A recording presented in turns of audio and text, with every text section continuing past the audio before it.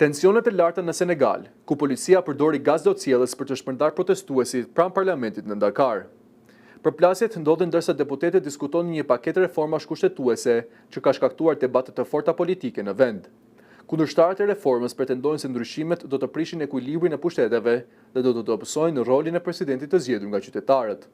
Protestuesit u mblodhen duke kundërshtuar projektligjin dhe kërkuan që ndryshimet kushtetuese të kalojnë përmes një referendumi kombëtar, pasi sipas tyre nuk duhet të miratohet vetëm nga parlamenti.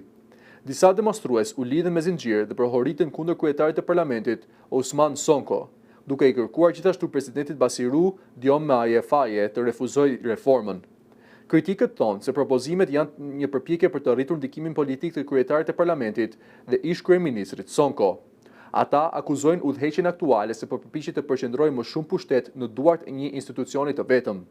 Nga ana tjetër, partia qeverisëse PASTEF mbështet reformën dhe argumenton se ndryshimet do të forcojnë kontrollin parlamentar dhe do të sjellin një riorganizim të institucioneve shtetërore. Ndryshimet parashikojnë zgjerimin e kompetencave mbikëqyrëse të parlamentit dhe përfshin një dipozit që kalon presidentin në detyrë të drejtojë një parti politike. Debati vjen në një periudhë kur tensionet politike mes presidentit Faye dhe aleatit të tij Sonko janë rritur, pavarësisht se aleanca e tyre fitoi pushtetin në vitin 2024. Me shumicën parlamentare të partisë PASTEF, reforma pritet të miratohet, por kundërshtarët paralajmërojnë se do të vazhdojnë betejën politike dhe kërkojnë që presidenti ta dërgojë çështjen për qyrtim kushtetues ose në referendum përpara se ato të hyjnë në fuqi.